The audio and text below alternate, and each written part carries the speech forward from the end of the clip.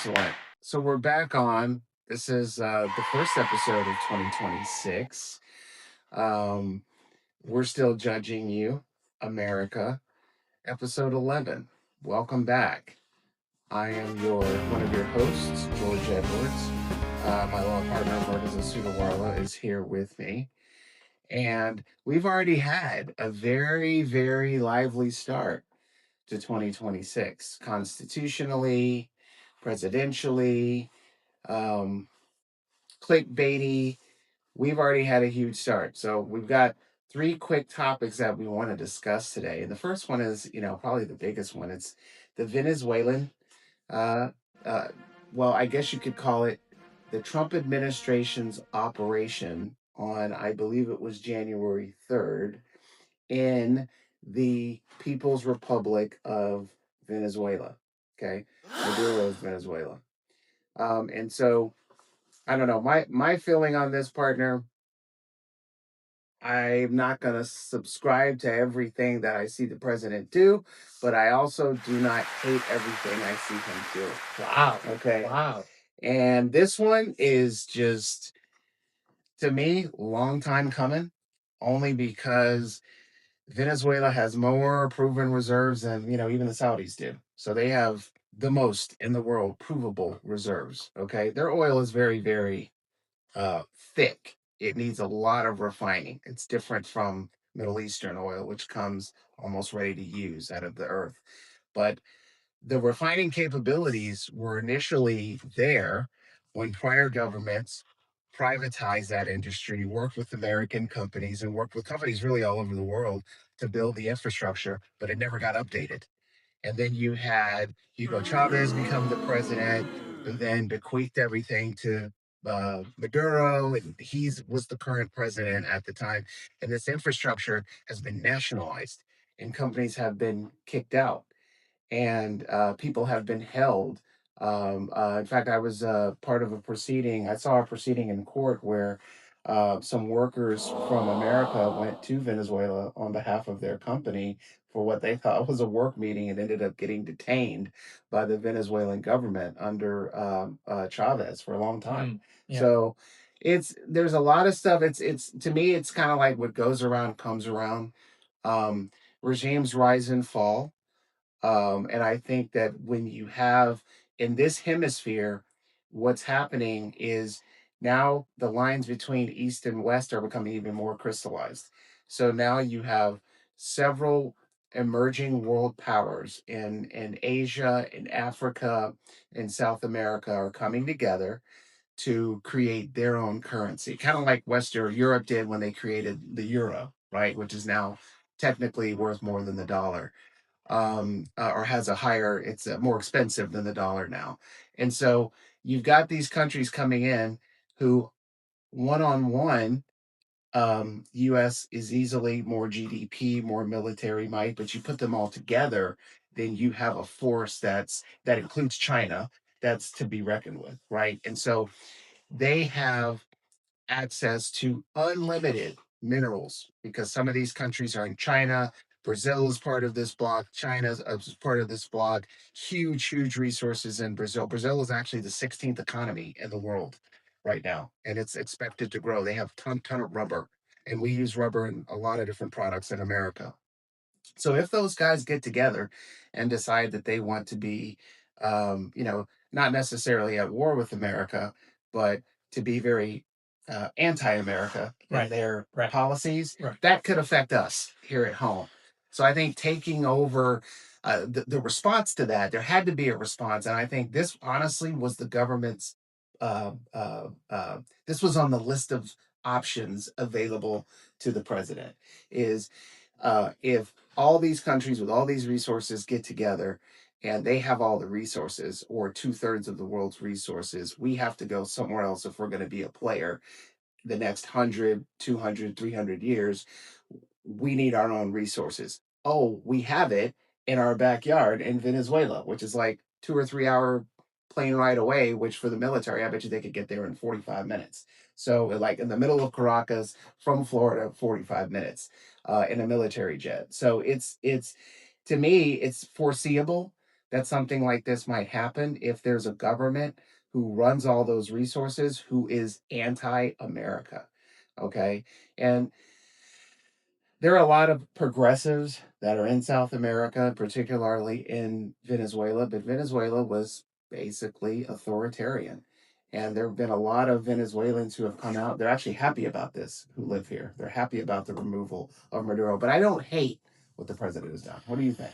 Yeah, I mean, look, I mean, it was a bit of a shock, right?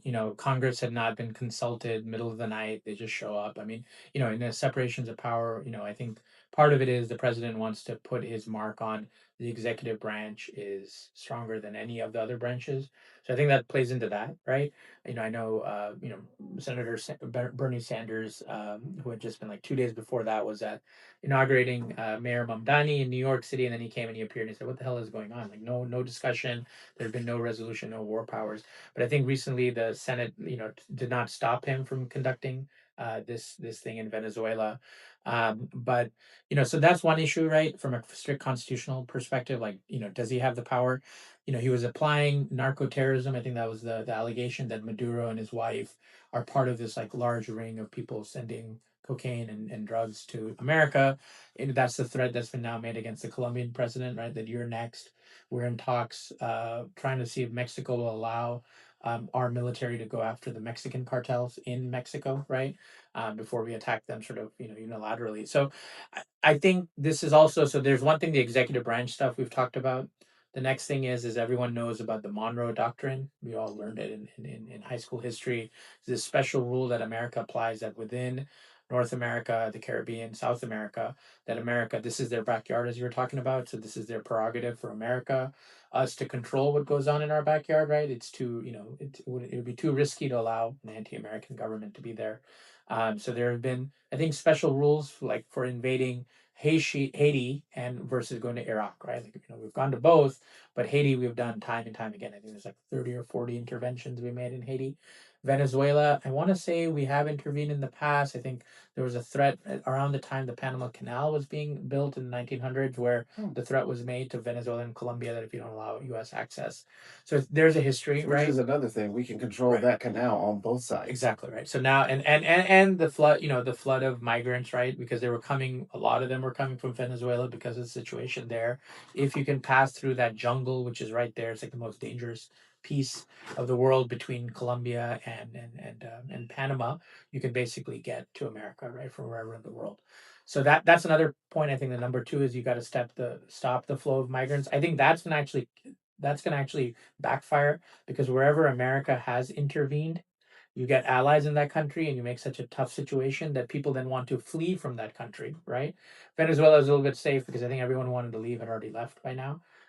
But you do have this issue, right? Because there are going to be people supporting us in the takeover of Venezuela, who, when the new government comes in or a democratic administration comes in, who may not want to continue Trump's war in Venezuela, they may want to get out, right? So we have that issue.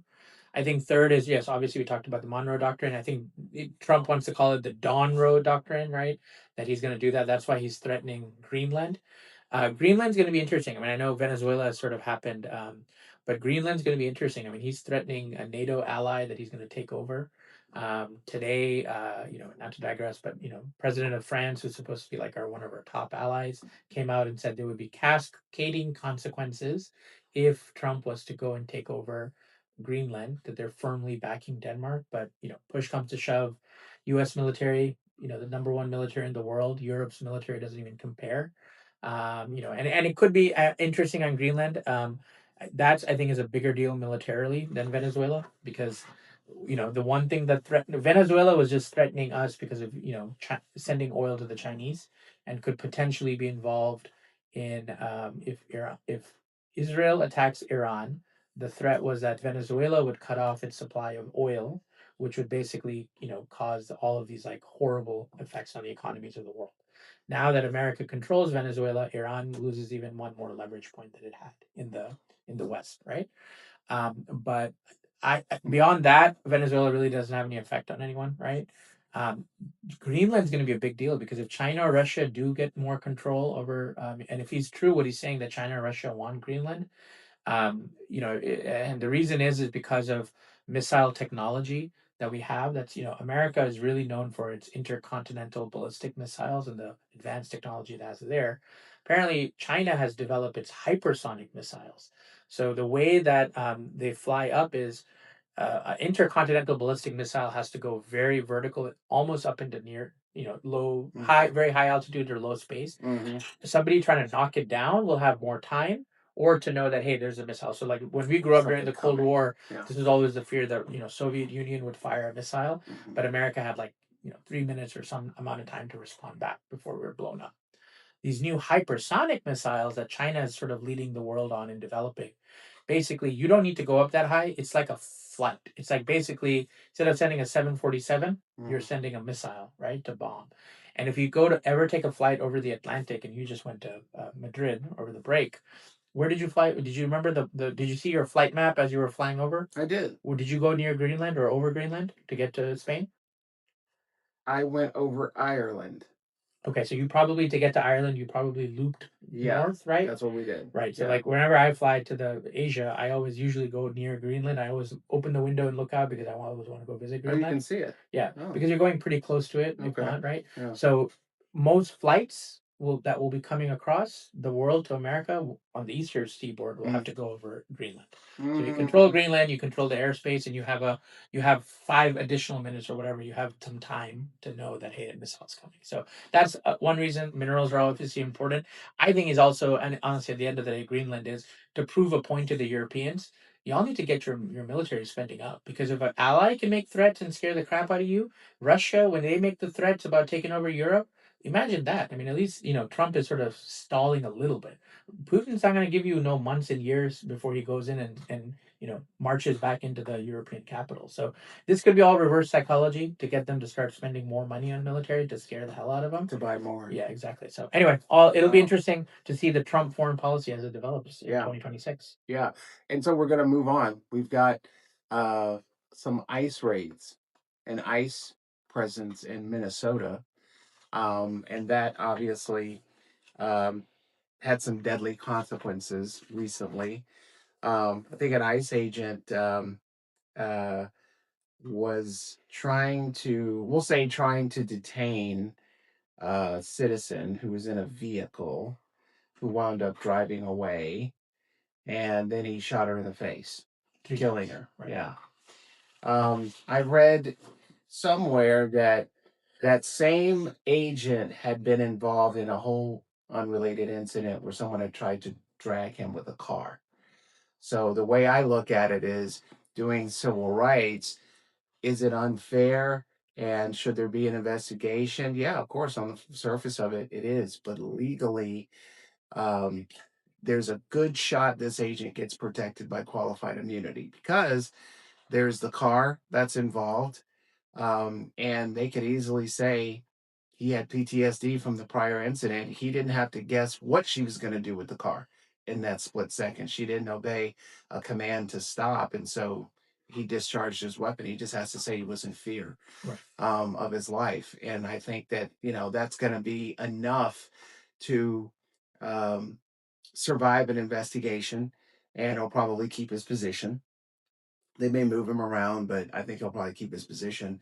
And the estate of the family may seek to sue, but I think it is going to be a difficult lawsuit to win. And really, if a civil rights action is going to happen, Minnesota is a great state for it to happen in.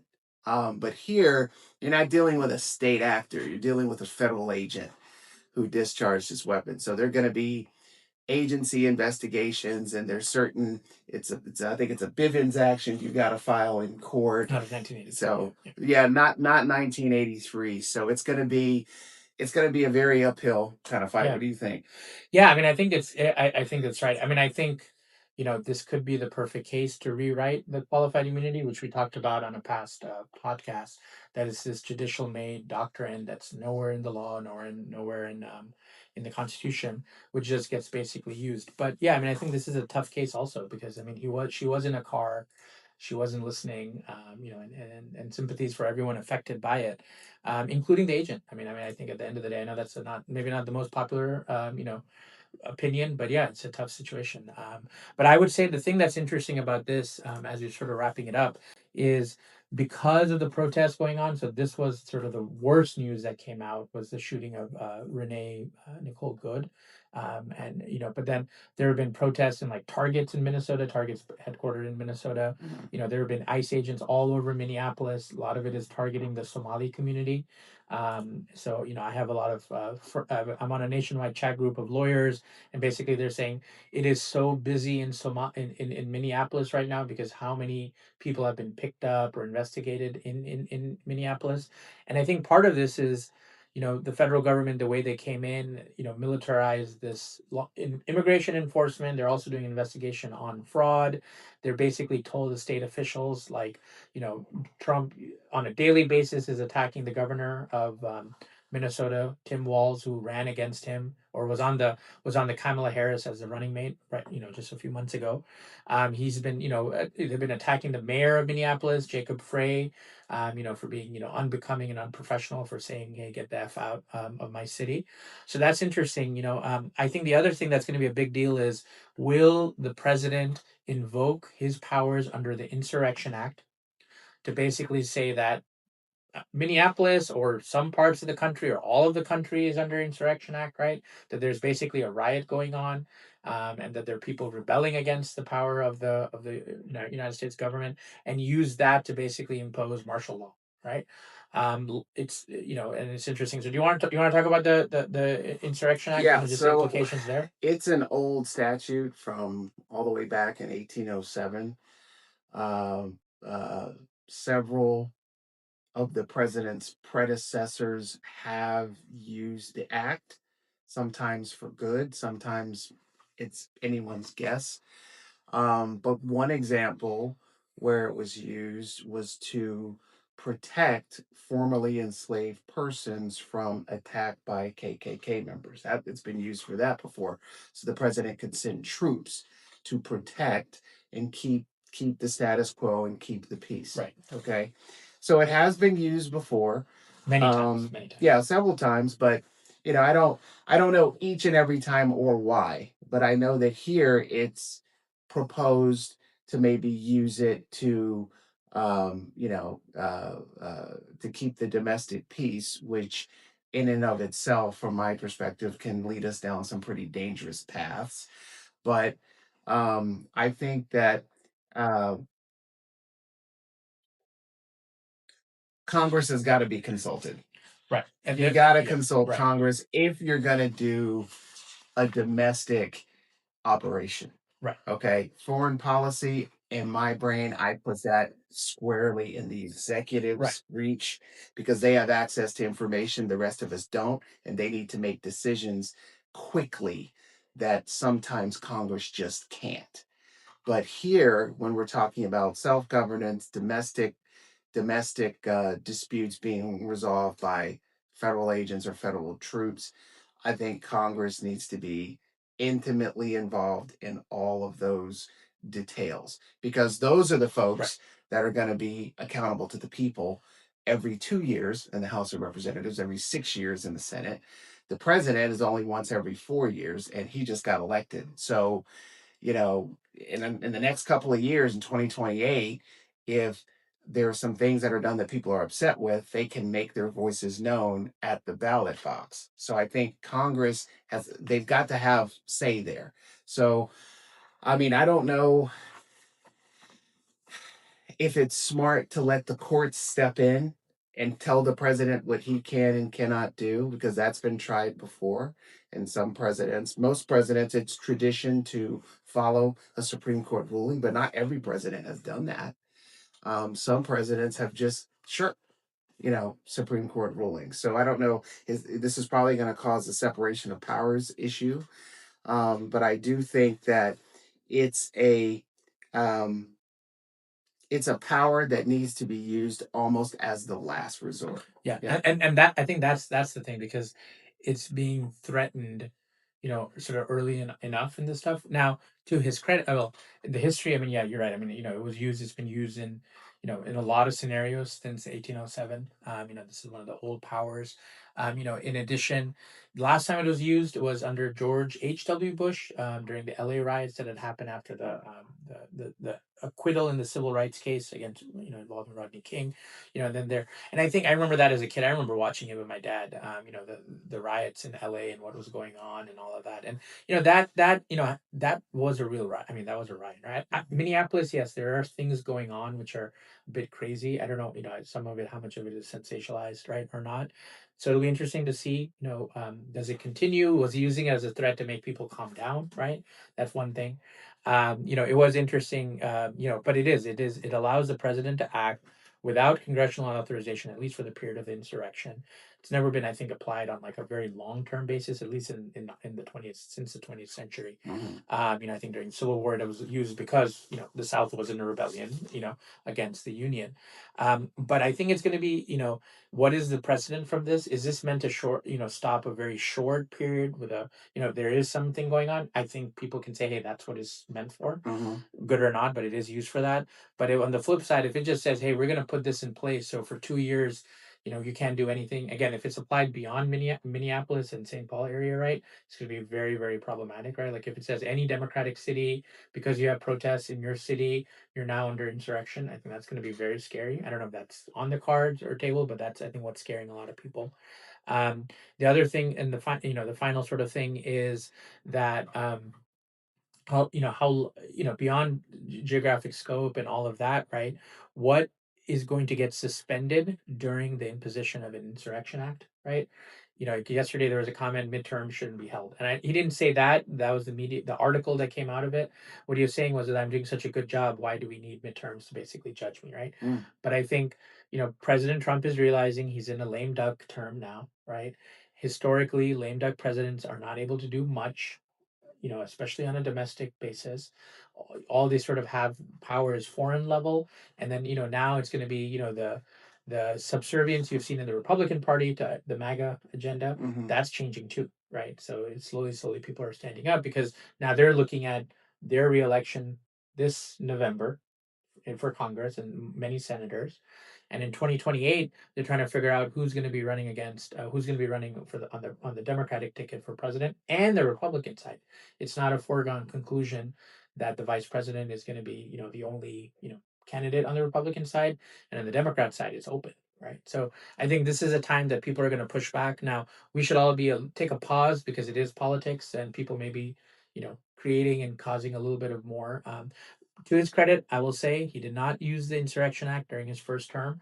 Everyone assumed he was going to do it when the Black Lives Matter protests were going after the George Floyd killing, right? And he didn't. I think all he did was he cleared out one square in Washington D.C. near the White House. If you remember that whole thing So back in 2020, and he has dismantled uh, Black Lives BLM yes, Plaza. exactly right. He's done that, right? But he's not actually invoked the Insurrection Act in his past 4 years. I don't know if he's going to do it now, but the again, going back to the kidnapping of Maduro in Venezuela in the middle of the night, I don't think you can put anything beyond the president. He's not Yeah. predictable. So, which is good in many ways and bad in many ways too. Yeah. And we're still judging you. You heard it here first, President Gavin Newsom, 2028. We'll see you guys. We're going to have some exciting guests coming up this year, but we'll see you guys next time.